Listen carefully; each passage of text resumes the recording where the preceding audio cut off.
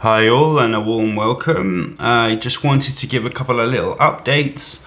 I've been noticing there's quite a lot of buzz around Richard Carrier's new book, The Obsolete Paradigm of the Historical Jesus. I'm going to be buying that as soon as it comes out, and I've noticed already some of his detractors, Kip Davis, and a few others have been having a go at him, essentially saying it's really not a peer-reviewed work. I'm going to try as much as possible to find out what's really going on there, buy the book, find out the quality of the work. I do know a little about Carrier's process here now, and I understand he does footnote so much of his work.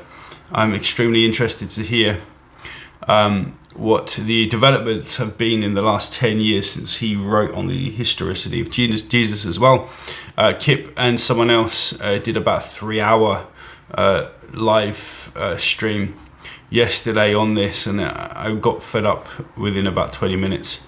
I left a little comment in the comments section saying, well, you clearly think it's a rubbish work. I'd love to see you do a proper takedown of it when it's out. I don't know whether that's going to be forthcoming, and I know that there's been a lot of back and forth between Carrier, who is so important to my work as well, and there are many others, but the first phase of the way that I think Christianity came about, which is much more of a mythic fit, of course, than any kind of historical notion of a Jesus here, allowing, of course, for the possibility of there being some kind of historical Jesus that we just don't know anything about.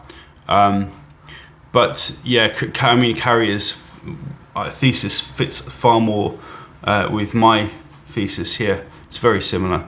But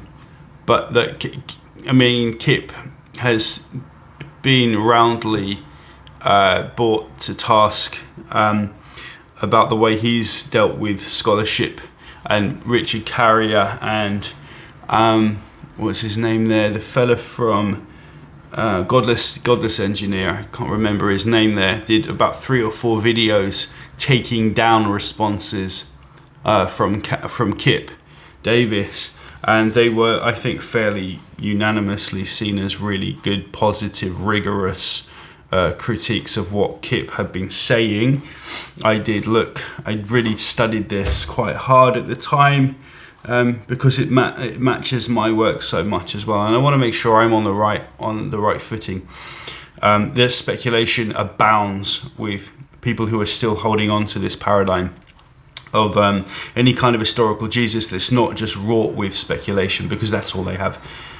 So I'm going to be looking at that and carefully assessing what his work looks like when I've got the book in my hand and I can go through it properly. And I really want to see proper scholarly critiques of his work, Kip Davis. Please, and if it's fair and you've done a good job, then I will 100% take Carrier to task over these things as well. I think I have the capacity up here to be able to at least offer my 2 cents, Also, I'm going to be going through just a few more of these essays I've been putting together. I am aware now that I might be repeating myself a little bit, and I didn't want to do that, but I wrote so many of these things, and I just want to get through this tranche here of probably 30 essays. It won't be 30. I would say more like 20 that might have aspects that are repeated, but that are maybe framed or recapitulated in a slightly different way. So they'll be coming up soon. I want to release one a day. We have stuff like the board, like another way of looking at the Galatians 3:4. The allegorical map here, born of a woman, relating to Paul's Galatians. Some more work on John and the synoptics.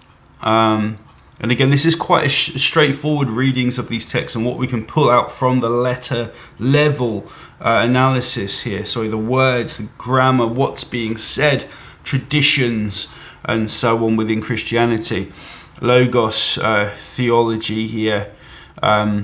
Eusebius is going to come up another couple of times. We're going to talk about Titus again once or twice. I've just recently input a very substantial essay from Michael Menascott, and he draws a number of extra parallels between Luke and Josephus's wars, so that's going to be in there as well. And again, it just further consolidates this evidence here that these two texts, Wars of the Jews and Luke and the other Gospels, are used as just one-to-one, one-for-one interdependent texts. There's no way, even with an ultra-conservative Bayesian analysis on the levels of comparison here, it's just absolutely impossible to come away with anything but these texts being intimately connected.